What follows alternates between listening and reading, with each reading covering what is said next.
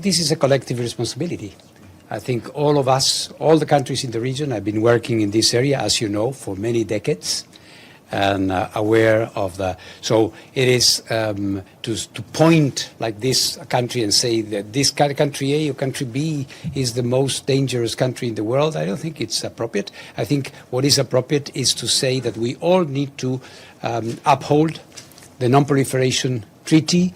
We need to work for a world with less nuclear weapons. We need to uphold international law in every circumstance. You referred to the situation of the nuclear program in Iran and the different facilities. Isfahan being one of those.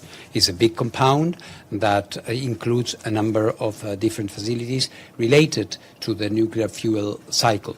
Uranium processing, uranium conversion, and other important activities, which were subject to attacks during the 12-day war, as you yourself have mentioned.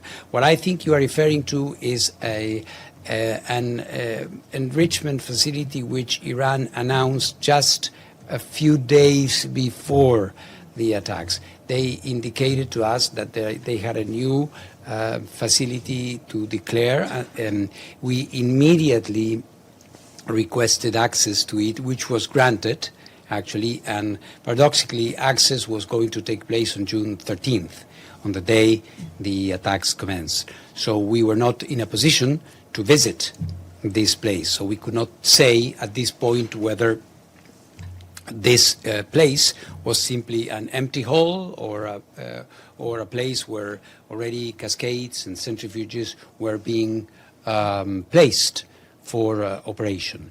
In any case, it wouldn't be the first. As you know, we have enrichment in Natanz, we have enrichment in Fordow. So this would have been yet another one. We were not able to visit it. I hope when the inspectors return, we can do the inspection work that is required. Obviously, a war, any war, but in particular a war that has been predicated on the possibility of one country developing nuclear weapons, and then the review conference of the NPT coming almost immediately or very close to that, constitutes a challenge because, of course, there are sides in a war, and people obviously do not see eye to eye on why it happened and whether there was any justification for that or not. Indeed, as in the case of Iran, there is a process which is activated, quite frequently between the United States and Russia and Ukraine, and in this process, as you know, one of the key issues is the issue of the nuclear power plant there. It is often listed, and I think rightly so, together with the territorial issues, as one of the most pressing matters and matters that are more difficult to resolve. So it's something I'm discussing all the time with them. Our main preoccupation is the safety of the facility and to avoid a nuclear accident. My impression is that the final picture will pretty much depend on these negotiations. As you know, the IAEA supports the negotiation. It's not a party to the negotiation. The most important thing at the moment is to ensure that there is no accident. It's not an easy task, I can assure you. We are at the moment negotiating the 6th ceasefire.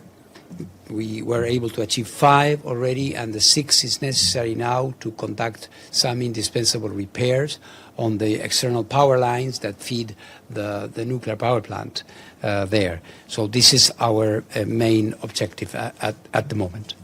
Obviously, one has to apply common sense to the whole situation. There is no peace. There is only a ceasefire, and there is probably this difficulty in accessing. Until my inspectors can go and verify that there is no access, we cannot confirm that this is the situation. We are being told that this is the case. So there are lots of things. We tried last year with the Cairo Agreement to pave the way for a return of the inspectors there. But of course, with the new war episode, this is still delayed. I am in contact separately with Iran and with the United States, and we consult quite frequently. We know each other very, very well, so we consult occasionally on verification issues, on some technical matters. But in terms of the formal process, unlike the last time, for now, we haven't been invited to join. But in any case, as I was responding to the colleague here in the first row, the agreement will have to have a very robust inspection system. So I am sure that we will be involved at the right time. So is President Trump right when he said there was a bad deal? Means that, because today Iran, through that deal, will have been already, at least that's what he told us, with a nuclear weapon. But as I said just now, answering to another question, I am not a party, I'm not a part of the negotiation right now. We have conversations with both sides, so at some point there will be, I suppose, some involvement. It's up to the negotiators to decide, of course. As to the past is the past. It's an opinion of the president. I wouldn't have a comment on his judgment about the JCPOA. Ketegangan meledak di Yerusalem saat bentrokan pecah antara demonstran dan aparat Israel. Aksi protes besar menolak wajib militer bagi komunitas Haredi berubah ricuh, ketika polisi menurunkan water cannon dan mendorong massa yang memadati pusat kota. Suara nyanyian, teriakan, hingga aksi duduk di jalanan menjadi simbol perlawanan terhadap kebijakan yang dianggap mengancam tradisi lama mereka. Selama puluhan tahun, komunitas Haredi memang mendapat pengecualian dari wajib militer. Namun kini, tekanan politik untuk memasukkan mereka ke dalam Israel Defense Force semakin kuat, memicu konflik sosial yang kian dalam. Di tengah perdebatan soal keadilan dan identitas, satu pertanyaan besar muncul. Apakah kebijakan ini akan menyatukan Israel, atau justru memperlebar jurang perpecahan?